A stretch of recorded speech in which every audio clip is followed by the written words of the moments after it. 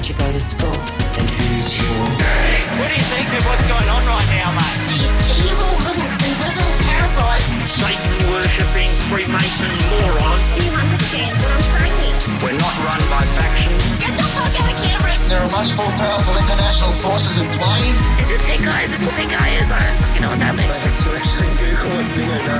Please go outside and look at the moon quickly. It's been crazy, guys, but guess what? It's how it is, mate. Mate, because I want to do you slowly. Well, I ain't spending any time on it. Welcome to the Conditional Release Program, a podcast that delves into the netherworld of cults, crims and con artists.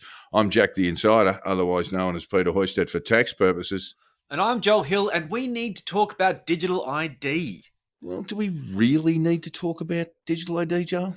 Well, no, actually nobody fucking does. It's a complete non-event. There is nothing to see here, folks, really. Move on. Get on with it. So why are cookers so angry about it? I would say that's because they're idiots, Jack. I should have seen that coming. But the question is it a simple fear of the unknown, of Big Brother's far reach, or is it the sort of fear stoked by cooker influences? We're going to answer that tonight. And you might see the answer coming, listeners. Yes, you might. But speaking of seeing things coming, it's time for a beer plug. Yeah, you all saw that coming, didn't you? Now, obviously, by now, you know that drinking CBCO is a good idea, but now CBCO actually comes with digital authentication tokens, which will verify your identity with minimal effort and great security. It's very good. No data breaches, guaranteed. That must mean that you can be traced, your every movement watched every time you chug a beer. That's worse than the digital ID. Oh, shit. That's a lot of tracking, Jack. Good Lord. Be pretty easy for you. Yeah, well. Pretty easy to keep an eye on you. Yeah, I make myself pretty aware. Anyway, look, let's keep it simple for the introduction here. The simple explanation is that cookers are wrong and digital ID is fine. But there is a much more complex answer, and we're just about to go into it. I still haven't worked it out yet. And if you haven't worked it out, keep asking the question. And keep looking for the answers. Because it's irrelevant.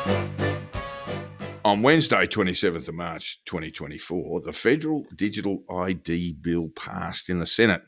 And on the 16th of May, it passed in the House of Reps. In the lead up to the House vote and the aftermath of the passing, cookers have been losing their minds. Oh, yes. Some very predictable politicians have been making most of this, with One Nation holding anti-digital ID rallies around the country and cookers hard at work making up bizarre reasons why the system is going to take away our freedoms and ruin our lives. Sky News After Dark have been trying to make a big thing out of this, and they're often featuring the South Australian Liberal Senator Alex Antic. I'm sure you all know who he is. That guy. Ugh, such great hair. Making wild claims about how this is the end of freedom as we know it. It even released a video on Twitter expressing his feelings about the bill being passed without debate. Somewhat ironically, disabling comments on the post. I tell you what, I hate stifled debate. Don't freedom talk of about speech. it. Freedom of speech. Yeah, it's got its limits. What And look, while the bill did pass without debate, it did not pass without amendment. There was a committee which heard concerns from the public and from senators where Malcolm Roberts bamboozled bureaucrats with incredibly stupid questions who gave him very boring and normal answers. In a show of how little the actual content of these exchanges matters to him and his cult, one of the videos posted online by Malcolm, Teeny Weeny himself, was a bizarre question with a completely reasonable response. Nevertheless, the comments were full of cookers foaming at the mouth about totalitarianism, if they could spell it. It is the weirdest thing, though. You'll have a cooker post a video or something, you're like, was that a win? I don't think that was a win. Was that a win? And then the comments, they're all like, mate, you're sticking it to the man. You're It like, doesn't matter. They're probably not even looking at it anyway. No, like really, I'm just continually baffled. Anyway, look, you can see why they decided to avoid a debate, right?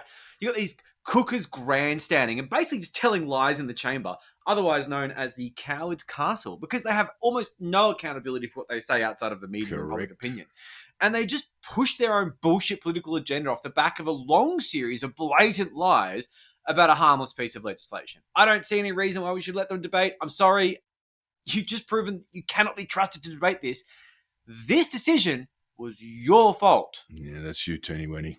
That's fuck and Babbitt. Oh man, Babbitt. And Imagine Babbitt. the insufferable bullshit. Zipster's all over this, of course. Shut the fuck up. So the public submissions to the committee, which did exist, were also predictably very funny. Always worth a look at any sort of public submissions in any form of legislation. It's a Some good are system. funnier than you can others, actually though. just write in and tell them what you think. Yeah, here's my and 2 this is what- cents. This is what some people have done. And this one is, I do not consent to digital identity for myself or any of my children who Cool. are now adults and can make up their own minds. No.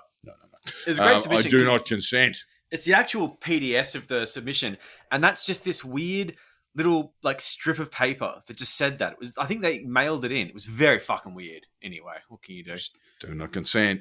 Where's jurisdiction? And here's another submission. DuckDuckGo told me a few minutes ago that it had stopped 608 trackers already today. That is mind-blowing. But with a digital ID, that tracking by government agencies, banks, etc., is going to explode to 2, 3 or more times that amount. Could be 1,200, could be 1,800. We haven't done the maths. Already the tracking we are under just for visiting a website is far too much. Uh-huh. Yeah. And here's another well-considered cooker Kind of submission. missed the point All there, yours, but Joel. Yeah, that's good. What exact proof can you show the men and women of Australia that this is not part of a criminal process to enslave us? The fact that the Australian government continues to allow the rollout of harmful medical procedures still in October 2023 is proof that we are dealing with a criminal organisation. And he spelled it with a Z. Oh, yeah. Yeah, of course you pick up on that. Of course you would. Oh, fuck. Actually, Here's another one. Yeah, we're going to say 12. We are cutting back. So he's gone into a number of points, and this is point 12. Please show Can't do it all. any and all proof under oath that Australia is a sovereign nation. It's all under oath. Isn't that good? You'll have to swear when you respond. But they want to see proof that Australia is a sovereign nation. There we are. Where's your jurisdiction, mate? Yeah, that's right. Deeds and titles. So, look, it's pretty fucking cringeworthy. Here's another one, which is a bit sob city. Firstly, I believe it is not lawful under the Commonwealth of Australia Constitution Act 1900, which requires the Parliament to take such dramatic legislation. Capitalised for some reason. Yeah, to a referendum. Now, this is ridiculous. It doesn't need to go to a fucking referendum. Secondly, I believe the origin of this proposed legislation has come from an external foreign power and not we, the people of Australia, your electors. Has he had a look at the Constitution? Because we, the people of Australia, doesn't appear anywhere in that Constitution. But go on. How sad. Therefore, it is undemocratic, and those responsible for drafting this bill. Yes. He's been on the beers because he's on the draft, as in Carlton draft. As in Carlton draft, or CB Co draft for those playing at home. There you go. Yeah. This bill are not representing the people of Australia. There was no way I could get through saying that without us. We have to pick. We have to put. And look, I don't want to correct grammar. You know, I don't like doing that. You hate it.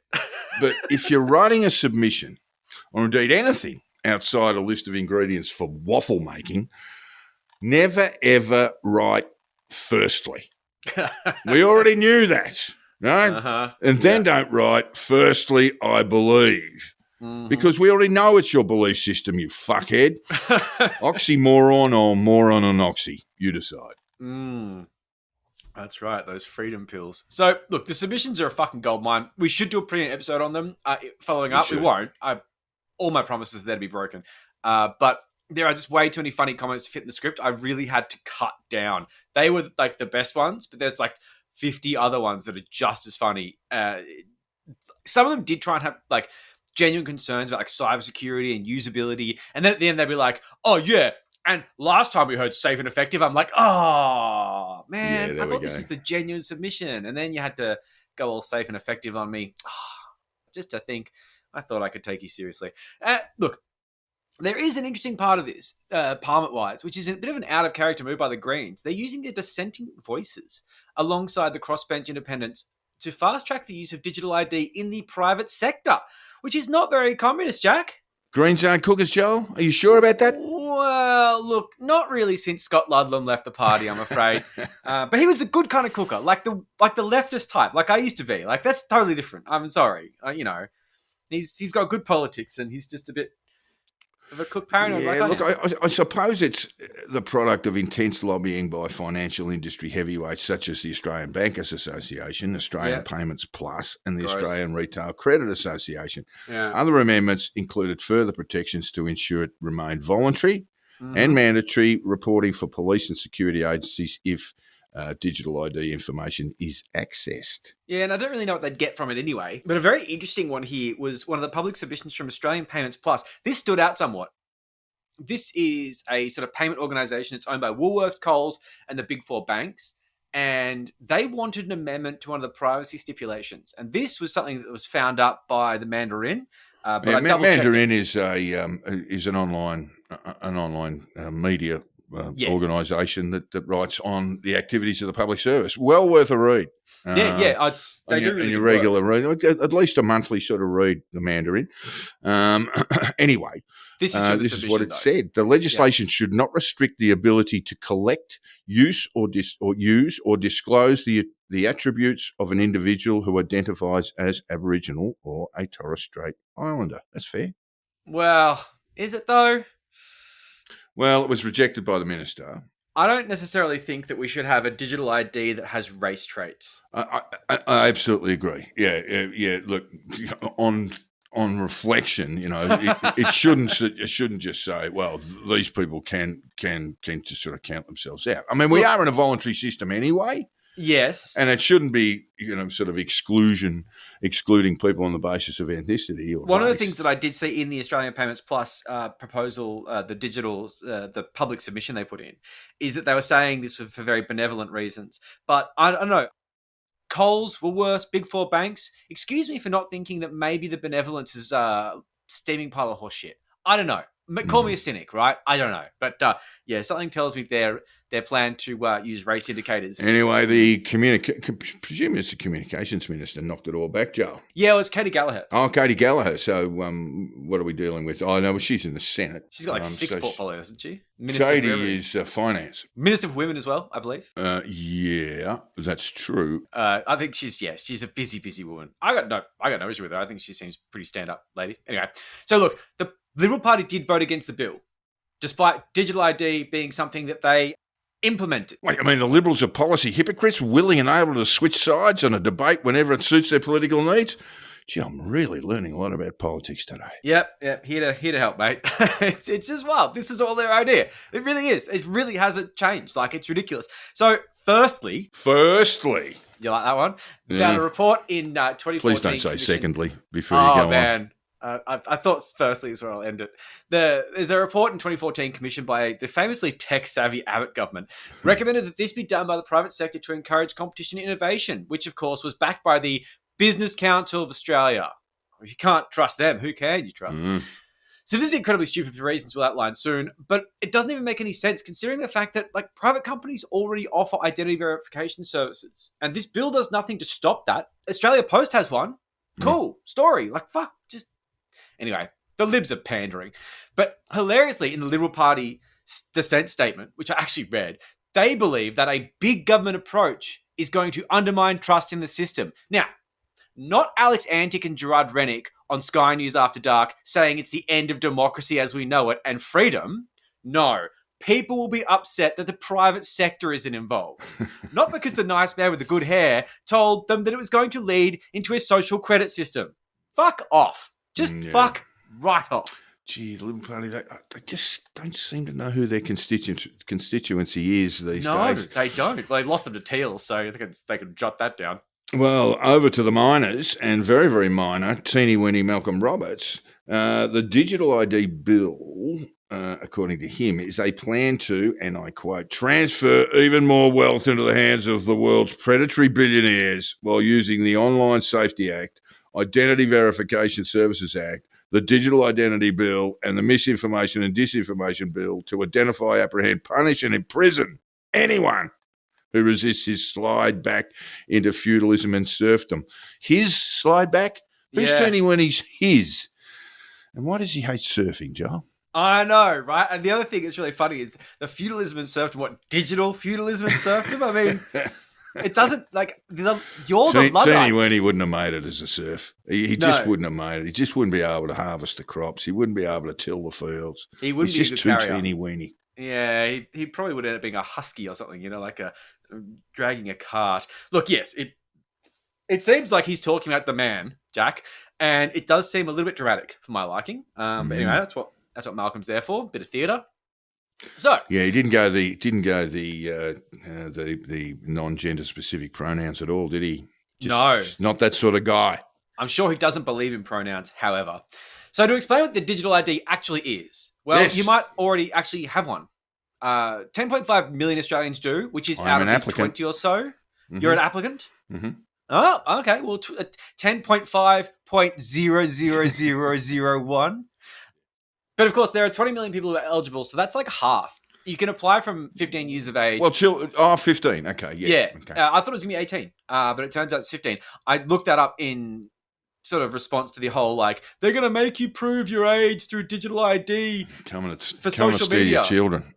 I was going to do a whole thing of you idiots, you can't apply for it until you're 18. And then I realized it was 15 and I just left it. Anyway, so basically this is, as you are an applicant, the MyGov ID. That's it. That's a digital ID. That's what we're talking about here. It's not a new system. It's not a new thing. It's already there. The system was implemented without any legislative guidance, however, and in order to expand the system into state and territory systems and eventually into the private sector systems, which the Greens apparently are really upset about, they legislated it. Fine. They put limits on it. They put guidance on it. It's not a big deal. So the system itself is widely misunderstood because people have come to believe this is some kind of centralized database that holds information about you as a person. This is absolutely not what this is. Now, you may well have a little file with all your stories in it somewhere on the servers of ASIO, AFP, Australian Signals Directorate, but they're not going to tell you about that. That's in a dark room. You don't really get to apply for it either. Oh, no. It's not voluntary. Although if you really want one, go to a protest and get noticed. Extra possibilities if it's maybe for Palestinian rights. I don't know. Have a shot. See how you go. But the digital ID system itself is quite simple. It's complex, but it's simple. It verifies that you are who you say you are, and that's all. Just like when you go to show your ID at the pub or at an RSL. Except with this system, the RSL doesn't take a photocopy of your license, store it in some dodgy server in the Philippines, and then suffer a data breach down the track, which we could all have seen coming. Pay your contractors, for the love of God. Nightclubs too. I mean, but basically nightclubs, even late opening pubs, will basically store this sort of information about you. They scan your IDs because if you show it to the bouncer, there's a camera looking at it. And then if you're in a punch up later, they go back to your ID and then they call the cops. And then what happens to all that data that they've stored while people have been queuing up to get in? Not much. There? Yeah. Not much. It's just luckily CCTV data is really annoying to hack because it's very hard to extract. Anyway, so while this seems like a pretty banal and pointless exercise, I mean, it's just identification, right? Who gives a shit? The reality is that we are constantly proving who we are through these cumbersome systems to organizations and departments that provide services, both from government and private sector. So, for example, like when you apply for a rental, 100 points of ID. Scan them in, send them off. Email, probably. When you apply for a phone plan, 100 points of ID. Lose your job, get on the Centrelink, mate. 100 points of ID, please. It's called Services Australia now, Joel. Can we call it the servo? I actually do like that. Go down the servo and get some dole. That actually works. I think that'll catch on. Yeah. If we hear that again, we know it was you. So look, it's 100 points of ID is also required to open up a bank account and take out a loan. What a coinky dink. Gee, that's really convenient. The amount of ID that it took me to get a fucking little portable modem from Optus is the same amount that's going to take it to steal $15,000 in my name. Sick one. Yeah, look, I've been going through this with your state breakup for my deceased mother last year. And the number of times, well, I've actually got sworn copies of my 100-point ID checks with my lawyer now because it just makes everything so much easier. Okay. And yes, but that's why I applied. And in true Jack the Insider fashion, I will have it after I really need it because I kind of need it now. But it is, the number of times I've had to provide the 100 points is quite extraordinary. And then you think, who's got all that stuff? Yeah. Who's got all Where's that it floating stuff? around? I mean, is Yeah. it being stored on hard drives? Is it being stored within government departments, banks, etc.? Oh, yeah. Yeah. And some of Anyway. these places are more secure than others. But, I've seen in my time some shocking storage of really crucial personal I bet you personally have. identified Yeah, this is information. the thing. And- I mean, you talked about real estate or tenancy applications. I mean, property managers, I wouldn't have thought of the most highly regarded people in the country for their professionalism. No. And look, some people just don't know what a shredder is, but they love printing shit. Shit they shouldn't print. And then just put in a bin and then off you go. No worries, mate. Don't worry about it. Go and No have a big beer. deal. It's just the things that are going to open up a bank account in my name. Cool. So that's the thing. As we've just discussed, these 100 points of ID are not always very well kept. And we saw with the fuckwits at Optus. They leaked both of our information, despite the fact that we had minor dealings with them years ago. Why were they still holding on to our shit? I had provided 100 points of ID because my children were younger. So this was years and years ago, before the leak, before the data breach. I provided 100 points of ID because one of my two kids was purchasing a phone or an iPad at the time. Yeah. Yeah, it's fucking ridiculous. And I got data breach. I'm not an Optus customer. I actually specifically don't want to be. Yeah, I fucking agree. Right, So then they sent out the letters, and there I was.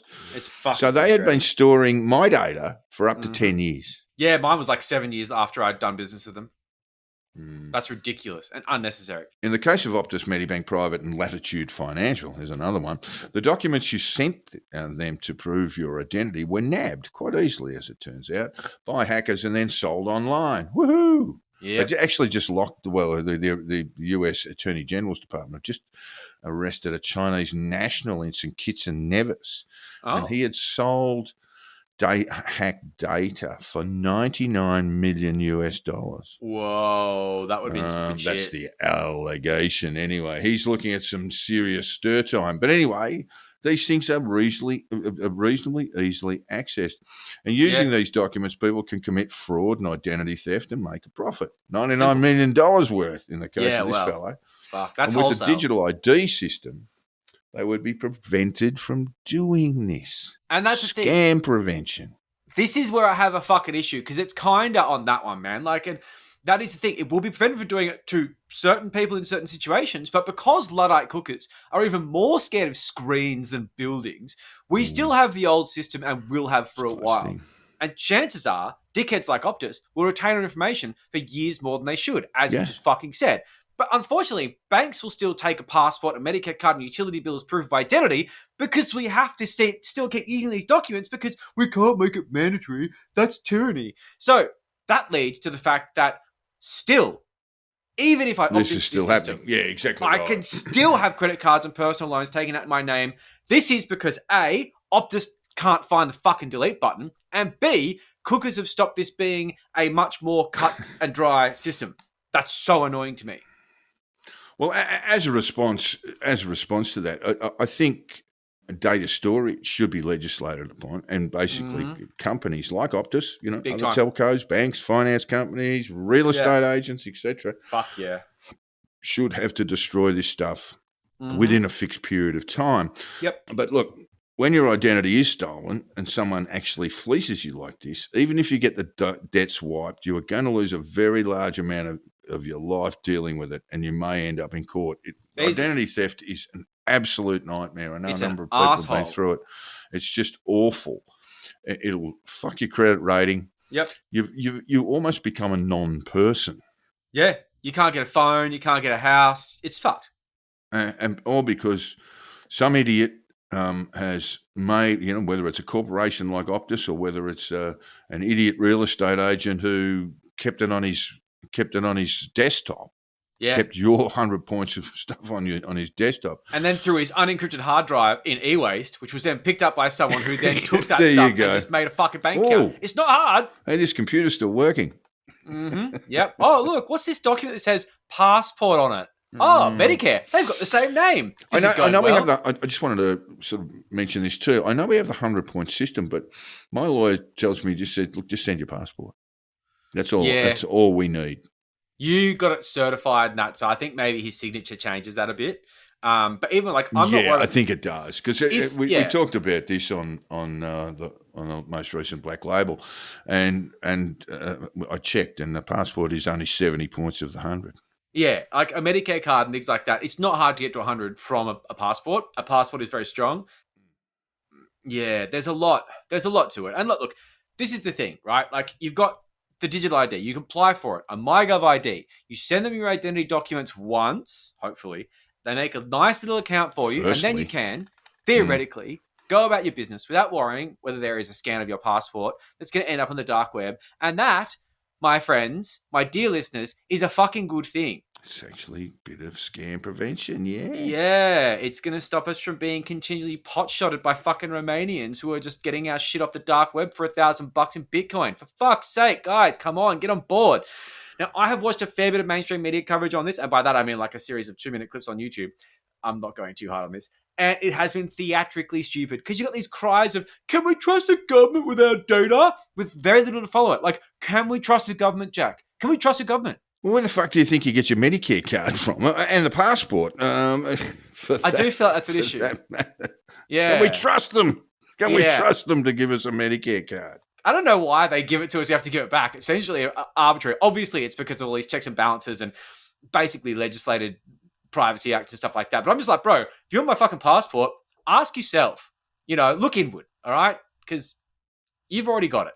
Anyway, so look, all the data breaches we've seen over the course, well, the ones we know about at least, to be honest, but I do believe the government is a mandatory reporter, and I think they take that very seriously. But it has all been private sector. That's right, absolutely. But it turns out that when you take away the profit motive, governments are actually really good at cybersecurity. They spend a lot of money on it. And the closest example I can think of for a governmental data breach is the data breach in New Zealand of vaccine data out of their health department by a cooker that worked there. Yeah. And I mean, like, the lesson there is don't let cookers into admin roles, and you need to be a bit more stringent on people's social media. I mean... Well, they're very innocent people. They're very naive, New Zealanders. They are fucking lovely, aren't they? Naive is harsh, but I'll go with it. I think they're just lovely. They're just, just very friendly, almost too friendly. Because this is the thing. Insider attacks are a concern for firms. This is a massive part of cybersecurity. And how a cooker like him got through baseline clearance is beyond me. But like you say, they're probably just like, oh, bro, you seem nice. Would you like a job in the health system? Oh, heaps about databases, eh? Here's the keys to the server. Oh, yeah? Yeah, all right, let's have a beer after. But I'll tell you what, mate, you're all right. No, not all right. It's cooker. Massive cooker. Stop. So, look, while the media have absolutely fallen derelict to their duty to inform the public on this, I must admit that between dipshit presenters making zany claims about how it's all scary, we can't trust the government, they would usually get an expert in who said, in very plain language and quite boringly, that it'll be fine, that it's completely misunderstood, nothing to worry about. But then, after that, you have some performative dork in a suit with a big graphic on a green screen behind him, making it all look very scary and just asking questions. Oh, I don't know about the government, just asking questions. Which one do you think people remember a week later? The green screen dork or the bureaucrat? Well, the other point is too that the government, the Albanese government, has not been very good at marketing this either. Fair enough. And it is the responsibility of the communications minister, and that would be the Home Affairs minister. She's been busy. She's got like 9 portfolios. And they've got a fair bit on their place. But I also think there's a particular aversion about promoting it too. It's kind of like, well, we don't want to tell everybody that we, this Orwellian group, big government. No one's going to actually get it. People don't get the cybersecurity aspect of it because this isn't how people think. For better or worse. Mm. Yeah, it's very frustrating, but it is what it is. But look, very, very importantly, I cannot emphasize this enough. The digital ID is not a dossier on you. It's not an Australia card. It's not a centralized database with what you had for breakfast. If you're being tracked, and you might be, it has nothing to do with the digital ID system as legislated recently. And I also emphasize, you might be being tracked, especially if you've attended any protests. It's simply a centralized identity verification system to allow people to access products and services without having to hand over a ton of ID documents, which will, as we've mentioned ad infinitum here, inevitably end up in a data breach. I'm yet to hear a good argument against this system, but if you have one, please jump into the Facebook page, into the shitposting group, tell me all about it. Let's have a chat. Look, I think we're going to cover some of the issues that might arise, but most of it is, but what if? Oh, yeah. Oh, the whataboutism is off the fucking chain, and we'll get to that. So, while digital ID is being sold to the public as a way to prevent identity theft and mitigate harm by data breaches, the real motivator is, cha-ching, business, especially, cha-ching, finance. Banks love this shit, and for really good reasons. And banks aren't necessarily the enemy, but they kind of are. Anyway. Explain why, Joel.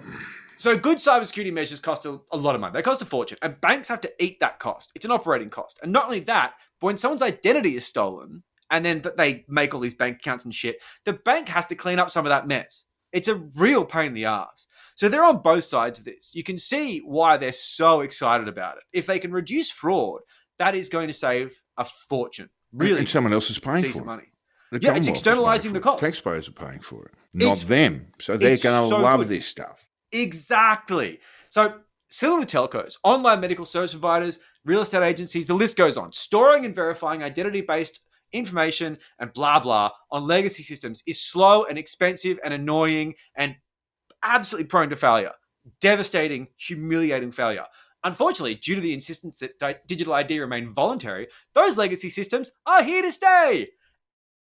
But with lower volumes of data, that will become lower costs, which businesses, especially small businesses who are about to be included in the Privacy Act, will notice. So Stephen Wilson, a cybersecurity expert, was quoted in the New Daily saying this: If we had better confidence in the core data, my Medicare number should be useless to criminals, and with this ID technology, it will become useless. And as I said, unfortunately not, because it's voluntary.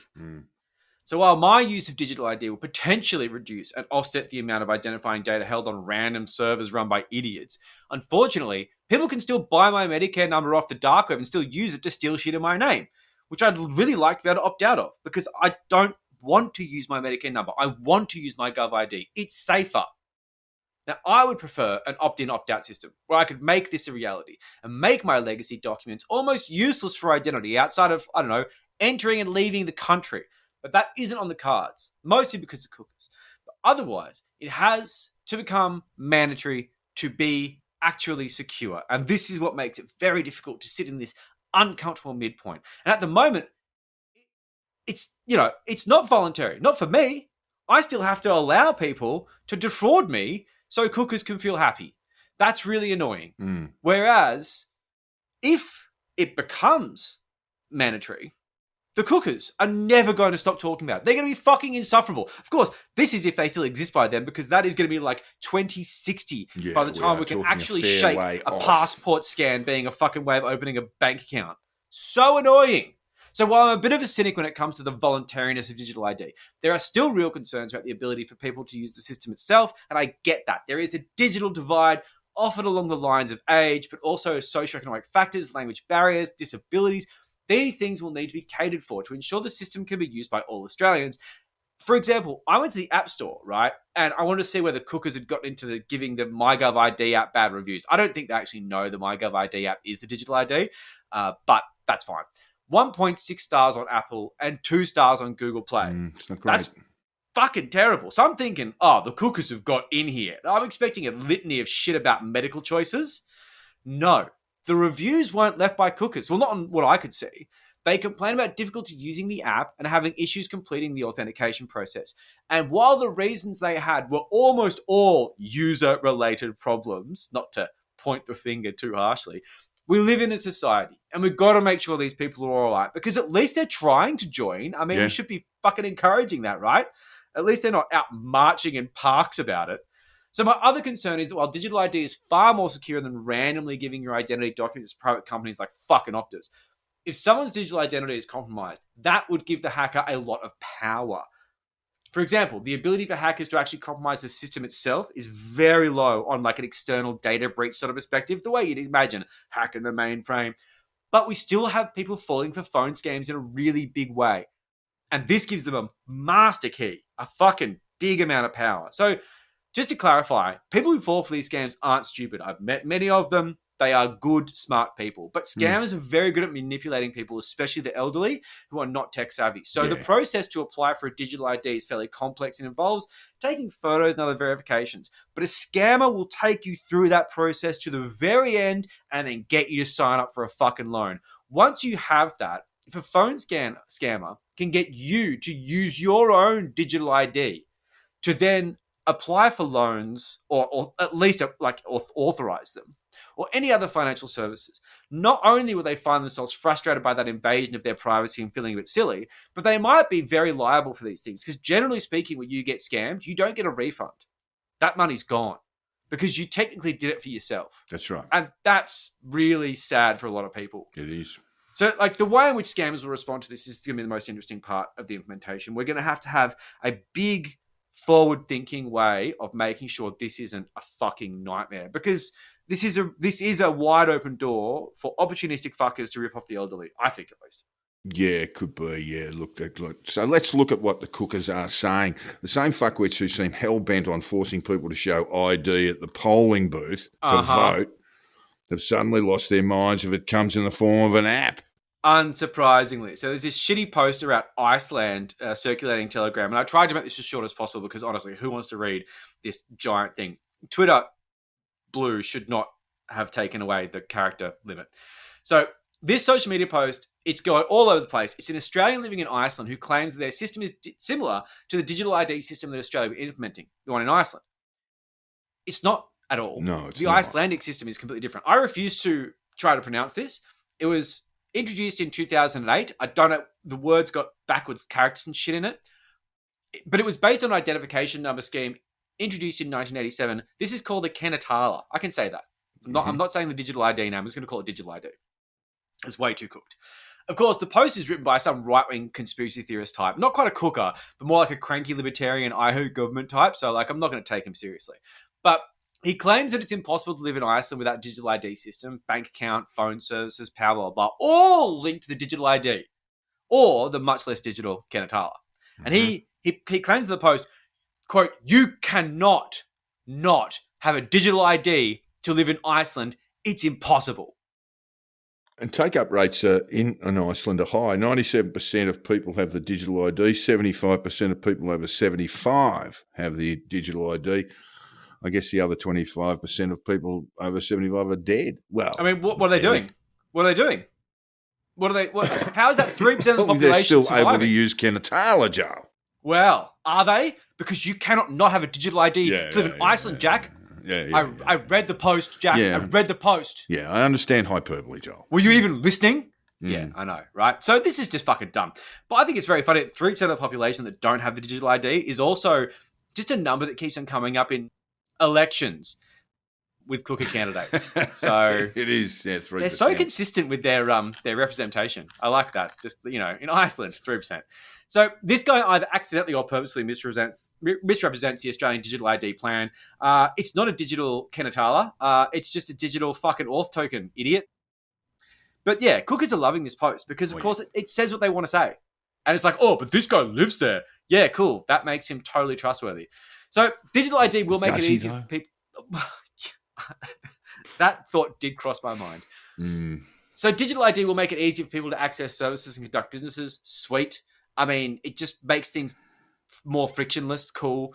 The flip side of that is, of course, that it is harder to access services and conduct business without one, in contrast, because it's so easy for Johnny with the smartphone, but I have to fill out paperwork. That's your own fault. These people are absolutely going to be complaining that their lives are so hard because they don't have digital ID. Totally missing the point that they could just fucking get one. I'm sorry, but you forced government and the private sector to continue providing these ridiculous legacy systems, and then you're complaining that it makes your life harder than the people who opted into a system that you went to a park and protested I'll give about? you my bank card, I'll give you my Medicare card, and I'll give you my driver's license, and I'll sign the photocopies. 80 points. And 80 it'll points. be fine after that, right? 80 points, mate. No, go back. No. Can you get a digital ID, please? Yeah.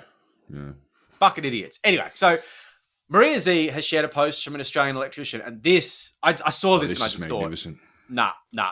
So he's already been mandated to use digital ID for his electrician's license. So take it away, Jack. Yeah, he explains that he had to get a MyGov digital ID for his electrician's license to be renewed. Hey, they said it would be voluntary, just like those jabs. He fought back. It took time. His license lapsed. He could not carry out electrical work. He suffered, but then he won. The electrical safety officer sent renewal worksheets as PDFs on an email. Not renewable. That's bad. No words in the body of an email. How profound. He's just done the title and anyway. He's just attached them. There you go. There's your documents. Hang on. Electrical safety, electrician's license. That's a state thing, isn't it, John? Yes, it is. Ding, ding, ding, ding, ding, ding, ding. Yeah. So, look, I'm just going to say that the words on the email, if there were words, could have been, Dear Fuckwit, applying for an electrical license can be done manually by sending a form to New South Wales Fair Trading, which you can find on their website. Yep. You can also simply visit a Service New South Wales outlet and they'll help you there. Could do that. However, it appears that due to your paranoid fantasies, you are unable to Google things and you're scared of buildings, which may limit your ability to find a Service New South Wales outlet. Or indeed be an electrician. But anyway. Well, yes, it is problematic. So I have attached the forms for you to this email, and I hope it's within your comprehension to fill them out. If not, feel free to overcome your fears and visit any Service New South Wales building because you're just sort of not working for a bit because you're scared of computers and buildings. He's unlicensed. Doesn't really make any sense. You're unlicensed. He could download the Services, New South Wales, or Services New South Wales app too, Joel. That's what they want you to do. Yeah. That's what he wants you to do. Yeah. The Malcolm Roberts he. We've gone from they, which is totally the Jews, to he. I wonder what our electrician's vax status is, Joe. I reckon probably not. I can take a guess. I don't think he downloaded the Medicare Australia app. I can tell you that much. So yes, as you guessed, ding ding ding, licensing in Australia is state based. Duh. And the idea that it was going to be able to use a federal digital ID system is already done, but. This is the thing. MyGov ID is federal only until it expands. This is the plan, that you will be able to use your digital ID to do stuff like this. That's why they passed the law. They're trying to expand it to state services. New South Wales does, however, offer a digital electrician's license, which I'm thinking this is what he was thinking. It's obviously fucking optional. Why you would refuse one is completely beyond me. Although I do like having cards for things because I'm a bit of a traditionalist like that. But how people believe this whole mess of just legislative federalist nonsense is just a bridge too far from my brain. And Maria Z has been shocking with this digital ID stuff. I don't think she knows better, to be honest. It's embarrassing. And there was another shitty post found on Telegram, all in caps, Joel, so you know it's serious. Reject digital ID. Gee, real opportunity to use exclamation mark there. I know. There's lots of them here. Mass non-compliance. Again, exclamation point. Digital ID is the great weakness in their plan. It's vital to running their whole control grid system. Why does it have to be a grid? Why does it have to be a grid? Anyway, say no, and the whole thing collapses. This is it. No one is coming to save you. Time to stand up. All in caps. This guy's just yelling.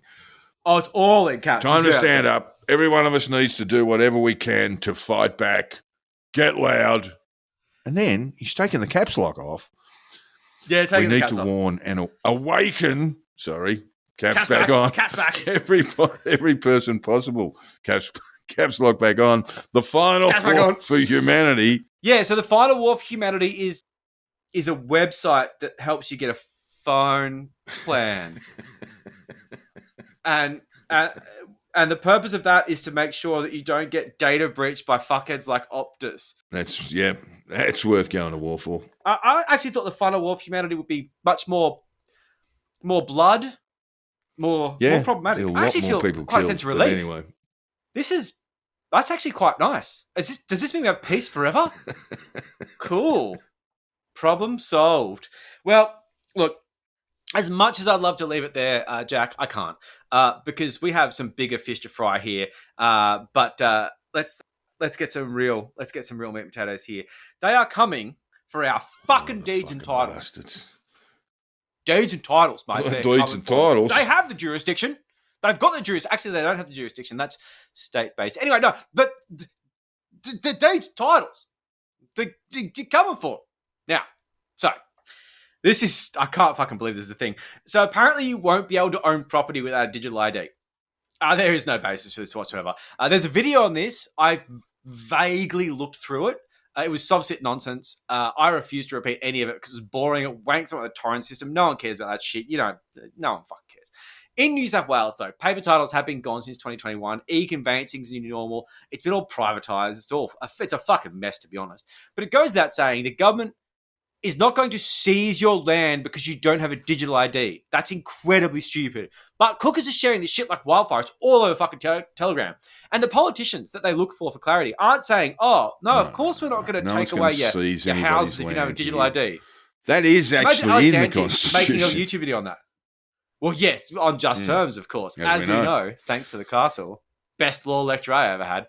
But yeah, I mean, like, it's ridiculous. You'd think that Alex Antic might make a video saying, look, guys, I just want to let you know that you can't lose your home because you don't have a digital ID. I know that there's social credit scores coming, but this isn't a part of it. No, Alex Antic doesn't give a fuck. Babbitt, no videos on that. No, there's no fact-checking coming from inside the cult. Fucking embarrassing. Now, one more thing that we should be worried about is that digital ID is absolutely, if not the brainchild of the World Economic Forum, very much considered by it. It's got Carlos written all over it. Oh, mate, you can find World Economic Forum. They're not even trying to hide it anymore. They're not trying to hide it. I don't think they ever tried to hide it. They're not trying to hide it anymore. They're doing it in plain sight. Yes, they are doing it in plain sight. There's something's eating bugs. I don't really give a shit. But I want to answer this one very quickly because obviously it's on the tip of the tongue of anyone who's seen any cooker whinging about digital ID. Do you want to know why the WEF is all about digital ID? I can answer this very quickly. It is because it's going to both save their members, all those big-ass banks, and make their members, all those big-ass consulting firms, a lot of money. Because that's what the WEF is for. Elites making cash. Reducing the cybersecurity burden and externalizing that to government is going to save a lot of rich people a lot of money. Reducing trust in transactions, especially and increasing trust in transactions, especially in finance, is going to reduce fraud and general risk. Lots of money. And also cheaper credit for the people they care about themselves. So, for example, McKinsey & Company, the rather evil consulting firm that loves to gobble up government money, is a strategic partner of the WEF, which costs them, it goes without fucking saying, $610,000 per annum is the membership fee. And they are all over digital ID implementations all around the world. And that's not really much of a coincidence, is it? Now, Accenture, a strategic partner of the WEF, just like McKinsey, has made $54 million from helping implement the digital ID system. EY, which is another Big Four consultant firm, got a cool $10.7 million contract to just do bits of the thing. Yeah. And they are also, of course, a strategic partner and regular at Davos. So yeah, it's a business opportunity. That's what it is. It's not the scary sounding German guy trying to kill you with an app or make you eat salted crickets or whatever. It's just a fucking business opportunity. They're all going to make money. Yeah, well, John Ruddock, our man in New South Wales Parliament, the upper house there, he said Australia's digital ID regime love that is word. a turnkey for a social credit system. Look, I like that word. Turnkey. I've got to say, I really like it. I would have said gatekeeper, but turnkey is so much better. Yeah, can't have one without the other. But yeah, I like the turnkey. Yeah, and Alex Funny Antics who we mentioned before in the program, has said this could very comfortably be tied in with a central bank digital currency or with a social credit score. A couple of qualifications from the senator there. Nice use of modal verbs. It isn't, but it could be. Slippery slopes and all that. Yeah, isn't that nice? Now, there's absolutely no basis to tie digital ID to a social credit score system. I just feel like now we have to talk about the so-called Chinese social credit system because you brought it up. This is your fault. Well, it's Antic and Babbitt's fault, really. Everyone always likes to talk about Black Mirror. It's not fucking Black Mirror. Black Mirror is a fantastic example of a dystopian nightmare that would resemble a social credit score as we can fantasize about it. But that's not the... Anyway, look, I'm not here to spruik the system or apologize for it. I'm not a CCP plant, but I think a lot of misinformation flies around about this system, and it's worth getting the story straight after these idiots have made these absurd claims about digital ID and social credit scores. I mean, they started it. They drew first blood. Look, the Chinese social credit system is not national, but provincial, with some provinces more cooked than others. On the back of pilot programs in 2014, the Chinese central government did announce a 6-year plan to build a social credit system which would reward good and punish the bad across the entire country. It appears that the central government has somewhat backpedaled on a nationwide social credit system and kept it provincial. However, approximately 80% of Chinese provinces have some form of a social credit system. So it's not limited to a few backwater trial sites. It's all over the place. I think that's worth mentioning because when you say it's provincial, it sounds like it's just this thing where it's like, oh, it's just down in Wagga. Oh, look, But I mean, no, you like want to talk about coal-fired power plants, for example. The Chinese national government says, look, can we cut back on those? And the provincial government says, we need a coal-fired power plant. Yeah. And so they get built. Yeah. So Yeah. it's not as if Yeah. there's this complete totalitarian system. If push comes to shove, by the way, they'll tell the provincial government to fucking pull your head in. Well, that's actually happened here. And one of the other things I've learned from researching this is that the Chinese central government are like left compared to, well, you know, they're liberal compared to a lot of the provinces that are like kind of fucked in their head. So while the idea of the Chinese social credit system is a huge digital surveillance state, most systems are actually run by human snitches called information gatherers. I'm sure it's not in English. But it's more like than this sort of like, you know, Orwellian face recognition cameras. You know, the alleged violations or commendations are apparently filed manually by people with like clipboards and shit. So the premise of the system is to protect people from loaning money or doing business with people who are deemed to be untrustworthy. Now, while a lot of this is financially based, some of it, as the title suggests, is social. And while it varies by province, it's a local thing, as we said. For example, in 2020, Shanghai announced that concealing a COVID infection or evading medical isolation may classify a person as trustworthy. And you know what? I don't have much of a fucking issue with that. I think you meant to say untrustworthy. A person would be untrustworthy. Oh, Yes, did I you say did. trustworthy? Yeah. Oh, yeah. Oh, you can always trust someone who's sniffing in front of you and saying, oh, it's fine, it's just a cold. Yeah. Let me little laser your forehead. Anyway, look, in Guangdong, one can be deemed untrustworthy for engaging in conduct results in, quote, serious sabotage of media order in cyberspace or the gathering of a crowd to disturb social order. And that's a law. It's Article 32 of their provincial regulation. And I don't like that. It doesn't sound very nice, does it? It doesn't sound good. Once again, the provinces, they're not doing well. But I must say, just to pull back to the central thing here, no pun intended, how the fuck is a digital ID, the thing that makes it easy to get a phone plan or claim on Medicare, going to lead us to create laws like that? There's no direct connection, but you know. That's the vibe, right? Yeah. It's the fucking vibe. So the one thing that I can see that makes a parallel with the credit score system and digital ID is they're both intended to facilitate commerce and reduce fraud. They are two things that I can find in common. They're doing this in very, very different ways.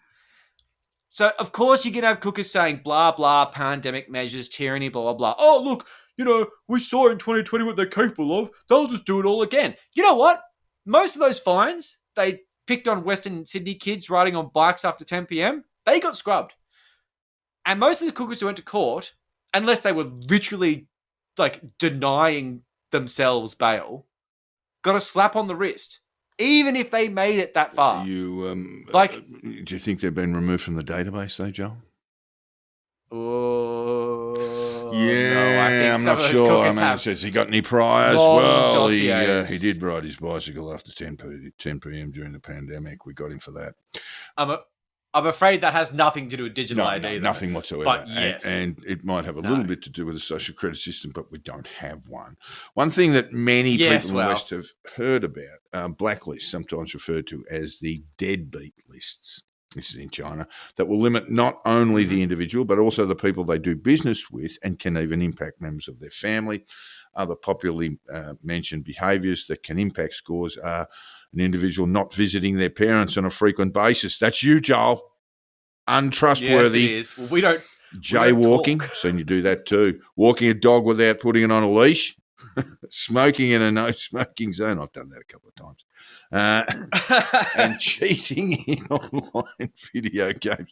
Fuck up your I think we can social all credit agree score. that is a bad thing to do. We Look, don't need this. I We don't definitely need have this at all. Lindsay off leash for sure. Not visiting parents. I should see my dad more often. My mum, we're not going to go into that. And jaywalking, I do all the time. I once actually, when they started cracking down on jaywalking in the CBD, I jaywalked. Not only did I jaywalk, but I jaywalked holding a color laser printer that weighs about 30 fucking kilos.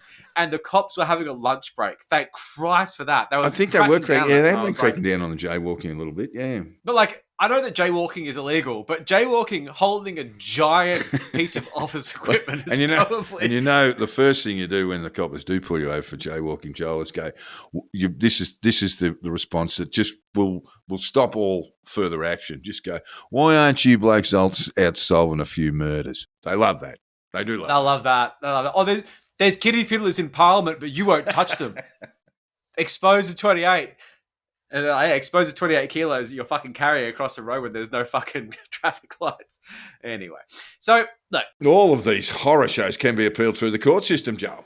They can, but nobody's got time for that shit. I mean, like, court appeals are a pain in the ass. In December 2020, this is what we're going back to when we're saying that China's state council kind of like reined things in.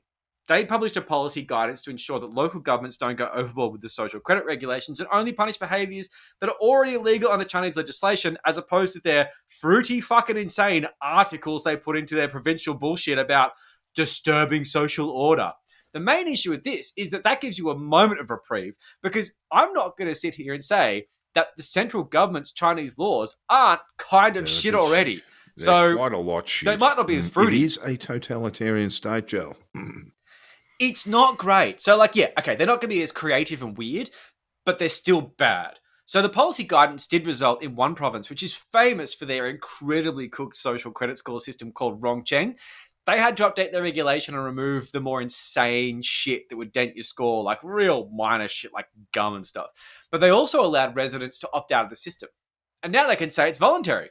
So, I mean, yeah, it's fine. It's totally fine now. It's voluntary. But then again, who's going to opt out? Deadbeats, right? Yeah. It's a mess. Like, and like Gum a lot of these chewing, pilot systems that are having problems. Video game cheating, jaywalking scumbag. Motherfuckers. Yeah. Actually, not motherfuckers, because they don't visit their parents. So I guess that's the problem. So there's a key element to this that the media seem to be conveniently forgetting to mention, and that is that they love talking about this. Those forbidden to fly on planes, travel on high-speed rail, even send their children to their fancy private schools. These are not poor people struggling to pay their debts. These are what they call laolai, which is defined as a person who is able to fulfill legal obligations determined by the court, but have refused to do so, or illegally tries to evade enforcement from the court, usually, such as hiding their assets. Deadbeat dads, for example. Yes, there's a few like there are very good examples. You know, like Donald Trump or his mate, former Rudy Giuliani. Can you lend me a few, Bob? He's just, I think he's hanging around the streets of New York now. Can you give us some lighter fluid? Yeah, he's doing very fucking well, actually, which is... well, Rudy has filed for bankruptcy last year in the wake of a defamation judgment for US dollars $148 million. He ain't got that. He's also on the hook for unpaid taxes and legal fees. Total bill is about $500 million US. He does, and yet somehow Rudy managed to throw a lavish 80th birthday party in Palm Beach, Florida, and still lives in mansions. In a very funny turn of events, though, due to his bragging about his birthday party, he was finally served with notice of his indictment in Arizona. Ooh, that's going to hurt, which he had been dodging for some time. Anyway, we digress. Yes, I did like that story, though, because I heard that for the first time on Planet Extra podcast, where he had this ridiculous big party, and then on his way to his car, they served him. Apparently, he was bragging about having this party on social the Arizona media, stuff's and this red process hot, service. Red hot. There'll be a lot of people go to the jail. process service Rudy has been looking for him for ages. Yeah, I think it's very, very funny. He was a real cunt. So look, in short, Rudy is a laolai. He owes money, he plays tricks to avoid paying, and he's living in luxury. He would be on the deadbeat map we hear so much about. I have no issue with that. Probably fucking jaywalker too, Joe. Probably fucking is. No, I can't throw stones. I do that with printers. But him not being allowed to fly isn't going to make me lose sleep. Alex Jones, another massive lie. He still lives in luxury. He's hiding money from the parents of the Sandy Hook victims, to which he owes millions of dollars. And there was an Lie. update. There was an update on Jonesy's problems just recently. There've been a number of deals put forward initially by the plaintiffs that were rejected by Jones. Jones came back to them with an offer of, I can't remember the number of millions, over 10 years. Yeah, of course. Which was rejected. He recently sold a property, a weekend, a ranch or some such thing for a couple of Aussie mil. And that has been distributed to his lawyers. The only people that have been paid so far are his lawyers. Yeah. Which is, of course, going back to your lawyer's picnic thing, or lawyer's smorgasbord, as you say. Look, they deserve it. I mean, Bankston has done amazing work on that case. What the plaintiffs actually proposed was basically a percentage of his earnings going forward. Yeah, no shit. And that's probably where it'll end up. He can't keep dodging it forever. He is Laulai. He's a fucking Laulai. And he can't keep dodging this forever. He still has enormous property holdings and things like that. But he's got so much there won't money. be a $1.5 billion settlement. It'll be somewhere in the order of about 50 or 60 million plus a percentage of his earnings going forward. It's pennies on the pound, but it should still be pennies on the pound, not nothing. Yeah. Well, this Fucking whole idea put forward by fucking Rogan and others that he's been cancelled, I mean, it's just fucking ridiculous. That's fucking embarrassing. It is. But Joe Rogan is a fucking moron. Every time Joe Rogan takes another breath, we are introduced to a new level of stupidity. His recent thing with Terrence Howard is just embarrassing. I don't know why anyone pays attention to him anyway. So, look, you had that famous case where one student had their university enrollment suspended, fancy school, due to their father's bad social credit score. The father was a Laulai. You know, The kid was a rich kid going to school, and the dad was a deadbeat because he wouldn't pay his fucking fines. And now, when his kid's enrollment got suspended, all of a sudden he paid his debt. So the system kind of fucking works. Yeah, I don't love it. Brutal system, but there you go. This isn't a totalitarian state, by the way. It fucking works. No one's advocating it here. No one. But in this system, it worked. Now, I'm going to say here, we need to put a big line between the social credit system, which is very separate to the Dang An system. Now, I say Dang An as an Australian, not even trying to pronounce the Chinese here. But Dang is D-A-N-G '-A-N, so you can look it up yourselves. And this contains a record of citizens. It records the, quote, performance and attitudes of citizens in China. Now, that is a bit more scary than the social credit score, in my opinion, at least. So, once again, the digital ID system in Australia is not a Dang An system. It is not a dossier on you as a citizen. I guess if Alex Antic was out there screaming about how this is a new Dang An system, no one would know what the fuck he's talking about and wouldn't listen. But I think that's what he really means when he blatantly lies about the digital ID system in Australia being the first steps toward I think he really means that we're creating a dossier. I don't know what he really means because, to be honest, what does he really mean? I mean, it's all nonsense. But it also must be said that in contrast to the blacklist, there are also red lists, which will give you good boy points for doing good things like volunteering, but no one really cares about that part, and we're not going to talk about it. The one thing that I will talk about briefly is I don't know why they're red. I mean, is that a cultural thing? They should be green. Red is the colour that I get when I've said the wrong thing in a university paper. When I first read the script, I went, red must be bad. Not quite as bad as black, but bad. No, but red's good. We are going off your basic bookkeeping lists here. Black is... Well, no, it's actually the inverse of that. Black is good, red is bad. I can see why the blacklist is bad, though, because we've worked on blacklist for ages. But I still do. Anytime we say red list, I'm not just going, oh, wow, that guy must have volunteered. Well, red does have it's got negative connotations in China. But I think that's a Joe. Western thing. I think China, it's got positive ones. But before we get too high and mighty about how much better we are than our Chinese cousins, let's look inwardly for a moment. We have plenty of shitty social credit systems. Obviously, the credit score, pretty similar to the financial tracking of debts in China, but funnily enough, We don't have news articles trying to make it sound scary. Well, how about this? We have a tenant blacklist. Yeah, we do. If you have a bad social credit score as a renter, you can be effectively homeless. And guess who decides that? Property managers, real estate agents. These are literally the least trusted profession in the country.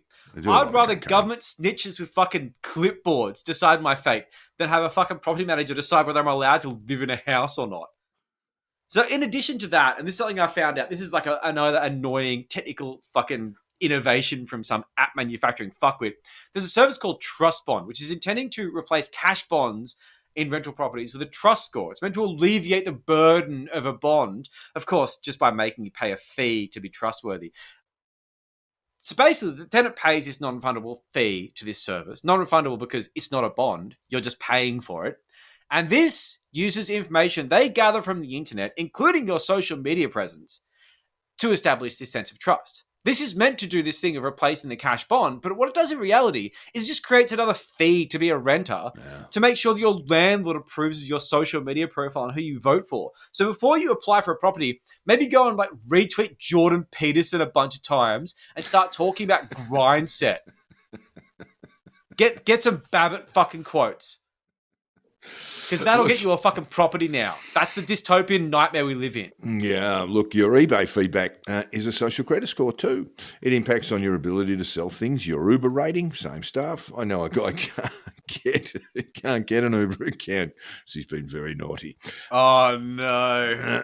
We are so used to this. But the moment the Chinese do it, it's like evil by default. In an extreme example, the sex offender registry is a social credit system of a kind. Yeah. It's a list that you turn up on for being, well, more than naughty, and it carries consequences. And while these registries aren't public in Australia like they are in the US, over in the USA you can just Google sex offenders. Just do it. If you want to do it now, just go for it. It has their picture, address, and what they did to get on there. It's that famous scene from The Dude. What are we talking about, Joel? What, Big Lebowski? Yeah, The Big Lebowski. Yeah. Pederast. Yeah. Where Jesus or Jesus has to go and knock on doors and tell everybody's moved in. Yeah, that's right. Jesus, 8-year-olds, man. And that's when I learned what a pederast was, as opposed to a pedophile. Yeah. No, I'm not losing sleep, and none of us should for sex offenders either, but damn the pot cools the kettle black when it comes to Yanks talking smack about social credit scores in China. In Western Australia, by the way, they have the closest thing to a public registry of sex offenders known as the Community Protection Offender Registry, but access remains a bit restricted.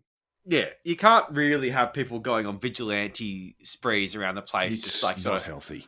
Throwing Molotov cocktails at pedophiles' houses. Not that I would be that sad to see them go, but there's collateral damage that is bad. Anyway, so a lot of the disinformation about the social credit system comes from Yanks projecting their own bizarre fears and domestic insecurities because, well, it's all happening there anyway.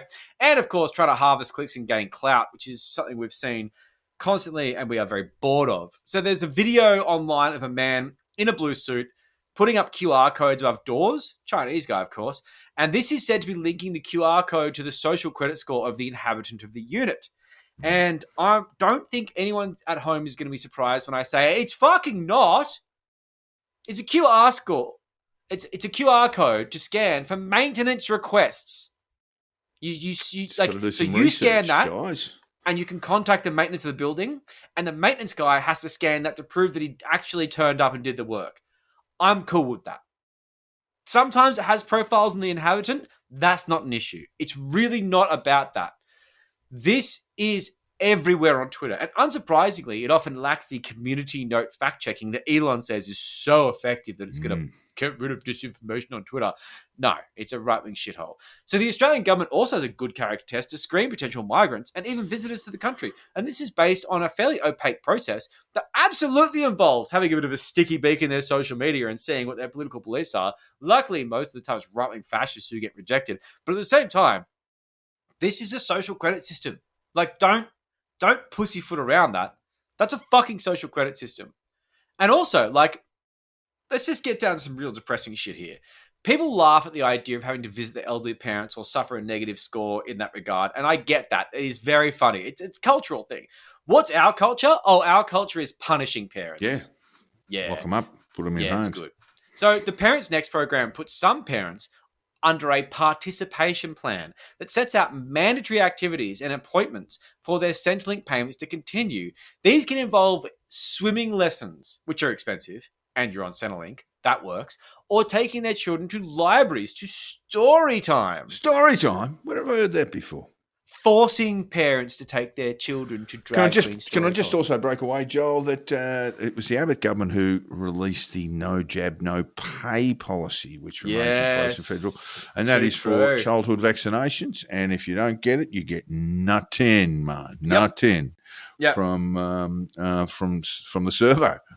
I do love the fact that we'll pay you to have a child, but then we'll make you terrified of losing the child through the child's existence. It's good. It's good. That being said, the vaccine program is good, but it is always hard when the government is the stepdad. I find that very difficult. Anyway, look, the whole point of this is that if you're not good parents, you can't feed your kids. How does that fucking work? If the parent fails to meet work quotas or misses appointments with their Parents Next provider, which is probably privatized, she'll accumulate demerit points. And I say she because it's mostly single mothers. Yeah.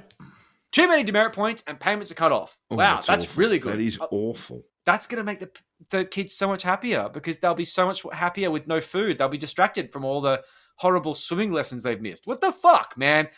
And the swimming lessons isn't something I made up. It was in a news article from the ABC. Unsurprisingly, the majority of participants are single mothers. And according to the minister at the time, Kelly O'Dwyer, quote, an evaluation of Parents Next has shown overall positive results. Yeah, Kelly. Yeah. Is it defamation to call her a sociopath? But that is a social credit system, guys. It's just traditional analog government overreach. You know, the kind of that we've grown to know and love. Not like this newfangled stuff. No good. Kelly O'Dwyer is on the board of Equity Trustees, I think. Yes. Oh. I'll be making a bit of news soon. Not for me to say anymore. But while social credit systems in China tend to be quite public, some provinces will have a Lao Lai map, which shows the location of supposedly untrustworthy people. The Yanks do it a little the same, but more quietly. And when people apply for a job and go through a background check, they can often be rejected for reasons known to the individual. I mean, your criminal record is just almost public in the States. It is true, yeah. But they have so many other databases that just are weird and privatized and just nightmarish to get off.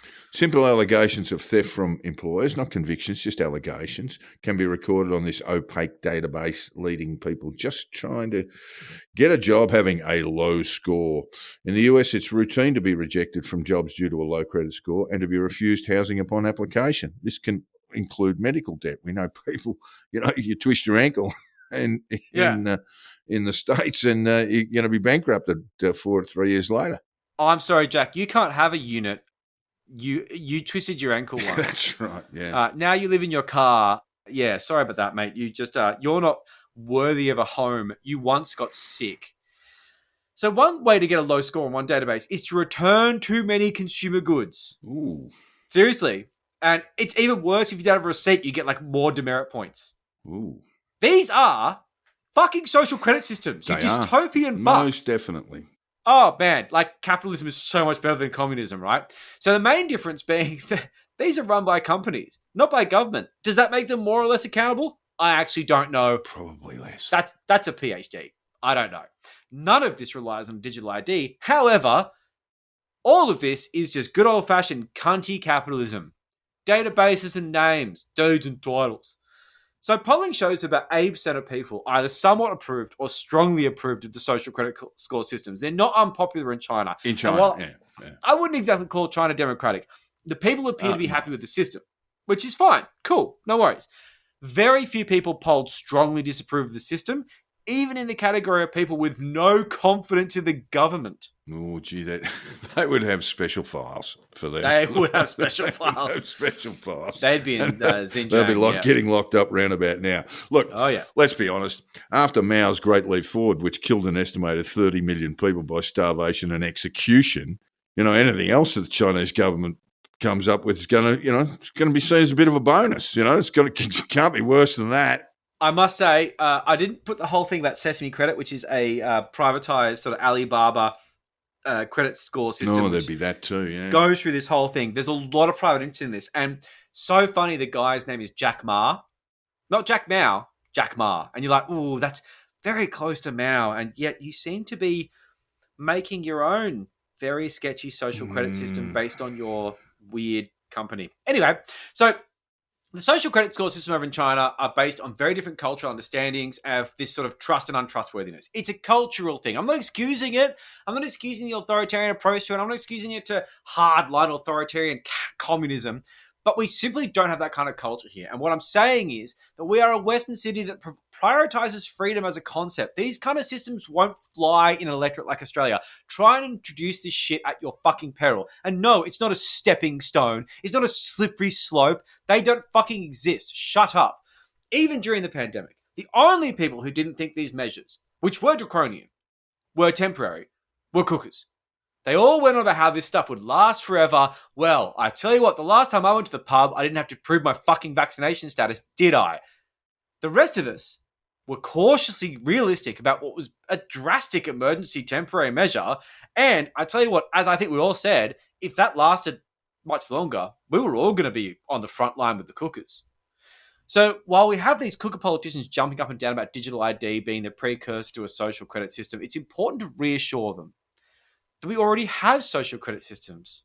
And we don't need digital ID to function in some kind of capitalist, authoritarian hellhole. Punishment system. It's fine. We've already got them. It's cool. Don't worry. And China, which is a massive surveillance state that absolutely uses technology alongside extensive documentation on citizens about their political and ideological positions and then the rest, they also don't rely on anything like our digital ID system, which simply just verifies your fucking identity to a fucking They phone do have an company. ID card, of course. They Oh, do they have an Australia card, although they don't call it Australia card. And don't we fucking all? But this is so fucking different to, for example, the Dang An, the dossier, you fucking dummies. That's different. It's fucking different. Social credit scores are completely different, but they sound really cool and scary. So that's why dickheads like Alex Antic love to say them on Sky News After Dark. Stop it. Now, while our more colourful lawmakers like Antic have been jumping up and down about nothing with this digital non-event of a policy, they're perfectly fucking happy seeing parents forced to take their annoying children to swimming lessons to fulfill a quota, or being literally fucking homeless because a property manager didn't like their interior design choices on an unannounced inspection. Nothing to do with digital ID. This is tyrannical bullshit deeply rooted in capitalism. Zero peeps or fucks from the fucking grandstanding fuck voices of Babbitt, Antic, Rennick, Canavan. Don't care. Don't care. All they care about is whether it's easier to get a fucking phone plan. Fuck you all. We'll get to their motivations shortly.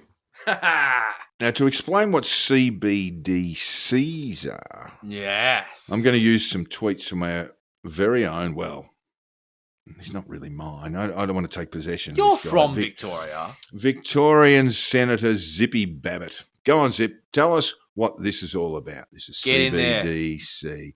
The cashless society, digital ID, and social credit are all interlinked. He knows. I mean, the guy's got about 4 active brain cells, but he knows more than we do.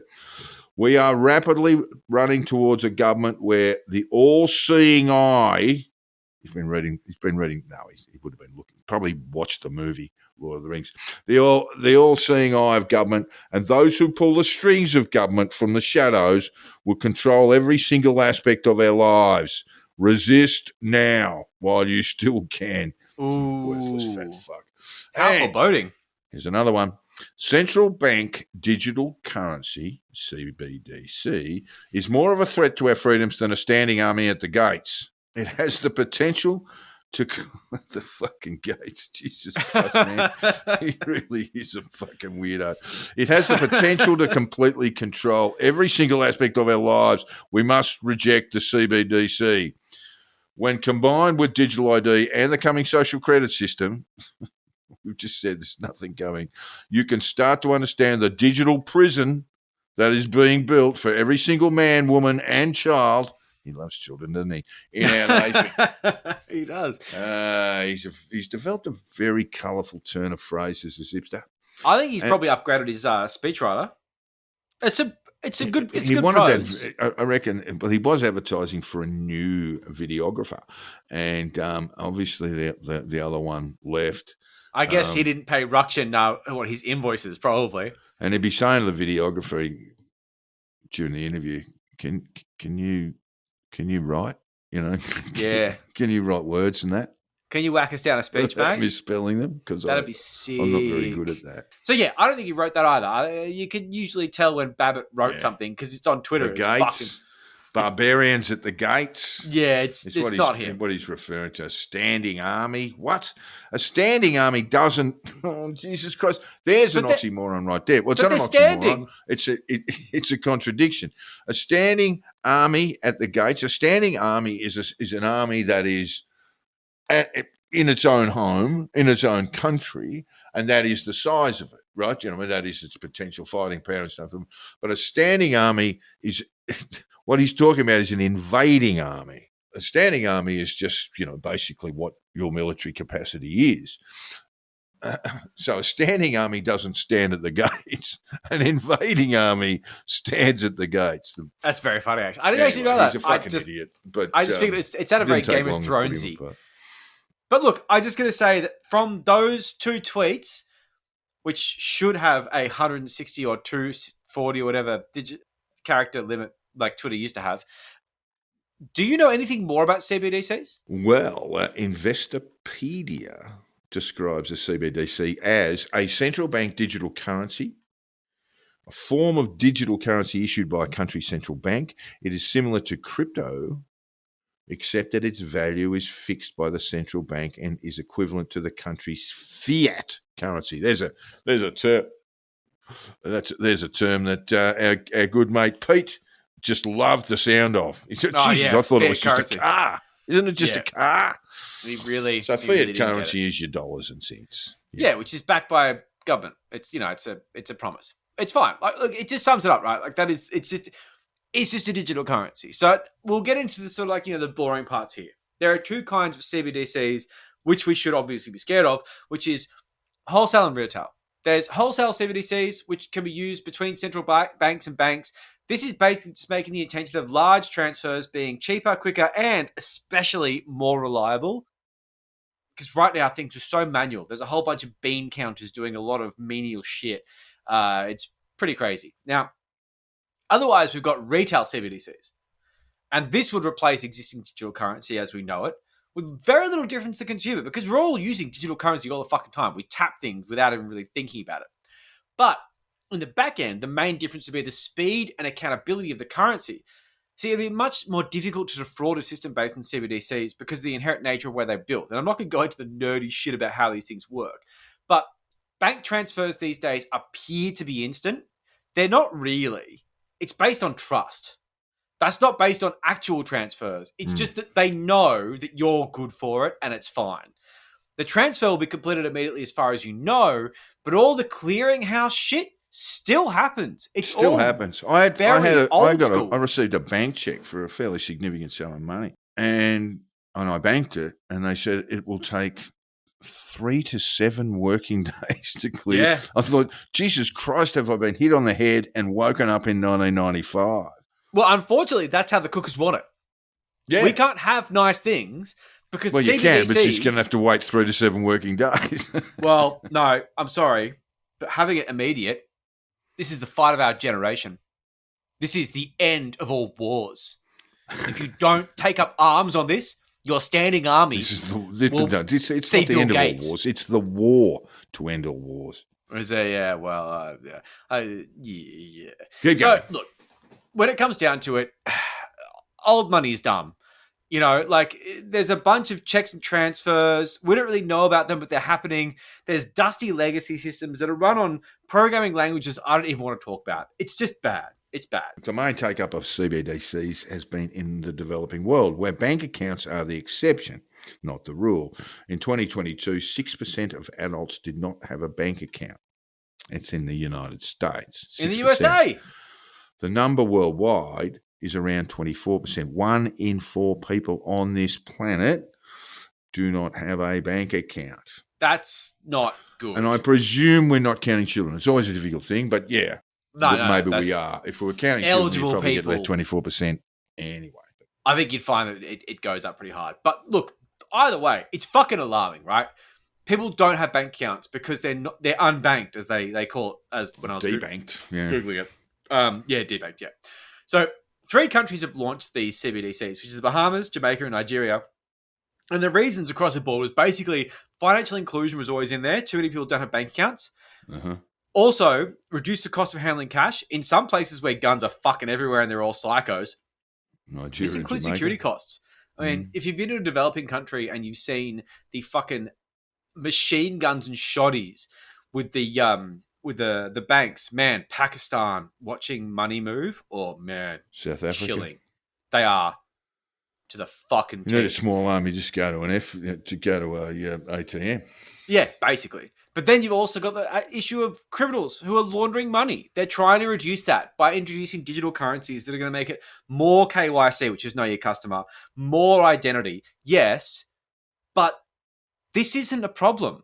The other thing it's going to do is it's going to help with remittances, which is basically when people go abroad for work to get, Australian dollars, US dollars. But then they send a whole bunch of money home. They spend a fortune on transaction fees and transmission fees and bullshit fees, trying to get this money back to people. And that $20 transaction fee could be like a month's salary in some of these places. So fuck, man, come on.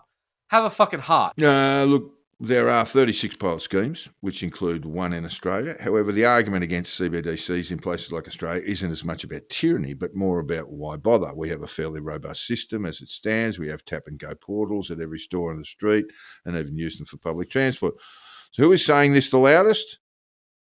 Visa and MasterCard. Unsurprising. They aren't hugely stoked about losing their cool 1.2% cut of everything we do. No. And while Visa and MasterCard are keen to keep the status quo, once again, the real winner with CBDCs are banks. And yes, it will make it far easier to manage money in a way that matches our expectations in a technological era. Like I say, instant transfers, they're not really instant, but we expect them to be. So we want them to be, and this will help that be reality. But if we implement a system like this that works with other countries somewhat seamlessly, the banks will be huge winners. Those fees are often chewed up by labour costs. Their overheads will plummet. And unfortunately, a lot of people will probably get fired. That's the reality of it. There's a lot of bean counters involved in this who will get the axe. But cookers don't care about that, of course, because with CBDCs, it's all about this perceived sense of control. So they figure once you have a digital ID and CBDCs, then the government controls your identity and your economic behaviour. Now, even the World Economic Forum has said that CBDCs should not replace cash. Fine. They will screech about it anyway. Blah, blah, cash is king. But the reality is that governments already have the ability to absolutely fuck you over financially if they want to. And while cookers make up stories about how we'll have beef quotas and carbon quotas attached to this digital currency, there's actually not a huge reason why they can't do it without CBDCs anyway. Yeah, one of the main anecdotes to prove how scary CBDCs can be is the story of Justin Trudeau, outgoing Canadian Prime Minister, or it won't be long, freezing the bank accounts of the Freedom Convoy trucker pests that block roads in Alberta and generally behaved like arseholes. Whether you agree or disagree, freezing their bank accounts was a bold move. It, of course, did not require a central bank digital currency. I disagree with it, by the way. I think it's awful. But yes, it didn't require a CBDC. They can just shut you down. And this leads to my summation on this. We are already fucked anyway. Governments have a huge amount of control over our lives due to the nature of our society as it exists now. In good times, this can be a good thing. Our modern lives are infinitely complex and much easier to manage as a collective. We live in a society. But if shit goes bad, yes, it kind of sucks the powers that be can freeze your bank account or possibly track you down like a rat and kill you through, like a vast web of CCTV and sort of blah, blah, blah. But that ain't it, because this ain't it. We have all the technology at our fingertips to create a proper fucking police state, and China is proof of that, regardless of social credit scores. They're implementing a lot of fucked up shit, especially in the Chinese autonomous region of Xinjiang, where they keep all the Uyghur Muslims. They are keeping them on a very close watch, in a very creepy way. That isn't a social credit system. That's just classic authoritarianism. It's not an auth token. It's Authoritarian communism on digital steroids. The cookers have become Luddites on methamphetamine. Now, their wild imaginations and inverse relation to confidence and expertise means that they will convince themselves and others that their delusional fantasies are indeed factual statements of policy. They are not. And unfortunately, we have a portion of media, society, and parliament that either believe this bullshit or simply stand to gain from people being entranced in a state of perpetual fear over nothing. There's your motivations there. Can't last forever. It just can't last forever. But while digital ID is harmless, there is potential for it to be legislated in ways that could be seriously abused. You got facial recognition, there's your slippery slope. Yep. Biometrics, gait recognition. That's a whole thing. These can be used to surveil us while monitoring our communications, to organise us into these sort of government-declared categories, and then maybe make the ones who are a bit problematic disappear. Probably cookers, to be fair. If that happens, I will be on the front line with the cookers. I'll be getting my own fucking ASD dossier made up for them, because that's not cool, and no one's going to stand by and watch that overreach happen. But there's absolutely no reason to believe that's happening. This is just progress, you fucking Luddites. But now these clowns have cried wolf. I'm worried that any kind of protest against actual overreach That's the thing. Yeah. may come across as cooker bullshit. I think that's really bad for society. Stop crying wolf. Stop crying wolf and ruining our sense of discourse. I mean, fuck, I know there's a portion of you that are just sort of believing the bullshit you're fed, but media and parliamentarians do better. And I'm not saying Babbitt, you're an idiot. I don't expect anything better from you. But people like Antic, I think you know better than this. Ruddick, I think you know better than this. And you've got to stop seeing cookers as your little pig for votes, your re-election campaign. Stop pretending to be a cult leader and just be a decent fucking parliamentarian. It's worth a shot. You might even enjoy it. You might even feel good about yourself in the fucking morning. Now, while it seems like this is a very tidy place to wrap things up, we should speak more on the implications of using this cooker bullshit as a way to prop up an election campaign, because it is fucking toxic. We've seen the consequences of this post-truth era since Trump got elected, and it just keeps on getting worse. It keeps working. That's the problem. But usually on the fringe. So elections coming every few years, cookers rapidly change in those times. They morph into different beasts every month, if not year. Is the whole woke campaign strategy actually going to work forever? What's next? Yeah, look, you wonder about it too. But in the meantime, the motivations of people like Babbitt, etc., Teeny Weeny and all these characters is to basically, they traffic in fear. They do. And keeping people fearful is what they actually do. Without it, they would very quickly become irrelevant. They would very quickly become known as hardliners or extremists or outspoken and sort of political representatives who are largely irrelevant. So the whole business model around these characters is to sell fear. Yep, 100%. And if they don't sell fear, they disappear. It really is that. And as you said, Joel, the worst aspect of this is that when we do have actual fights to fight, against genuine governments, concerns, against corporations, and we want to basically get people involved and engaged in that, people are going to go, yeah, it sounds like a lot like the bullshit that, Jared Rennick was going on about last year. Yep. And so you do have this cried wolf scenario. I find that very difficult to reconcile. Indeed. And you have been listening to the Conditional Release program with your hosts, Jack the Insider and Joel Hill. If you haven't already, hit the subscribe button. And if you've enjoyed our bullshit, throw us a 5-star review on your podcast app. Jack can be found on Twitter on @JackTheInsider and Joel on @CrunchyMoses with a K. And we set up a Facebook page you can find fairly easily. But of course, promoting a podcast is easier said than done because self-promotion is hard. Brent Lee's really good at it. I'm very jealous. Look, if you could share an episode, he's so good at it. Oh, man. But if you could share an episode or something, I don't know, put us in the Nuffy group. Yep. Ozpol Give us Nuffy. a Just rating, anything. Yeah, a rating would be really helpful. Just fucking anything, because it does help. It does help. Yeah, the Patreon is up and running. We ask listeners to consider throwing a few dollars our way. We're having a Zoom meet next week, aren't we, Joel? I think would that be the 6th of June? Something like that. Something or part thereof. Like that, for our beloved patrons, and of course they receive a whole lot of other stuff, including recordings that are not for the faint-hearted. We are doing the fortnightly thing now where we're doing a free episode, then a premium, then a free, then a premium. So either you get an episode every fortnight or you get an episode every week. That's fine. It's very hard. writing this took ages. But anyway, look, if you could kick in the pot, it helps keep the lights on because shit takes time and capitalism sucks. Yeah, and finally, all feedback, tips, and death threats should be sent to the conditional release program at gmail.com. We would love to hear from you, even just to tell us that you have stolen our identity and we're cookers now. I'm a cooker, Joe. I'll give you an auth token for that. Thanks, listeners. See you next time. Bye. I don't think I ever want to talk to any of those people. Fuck me, you guys are bastards.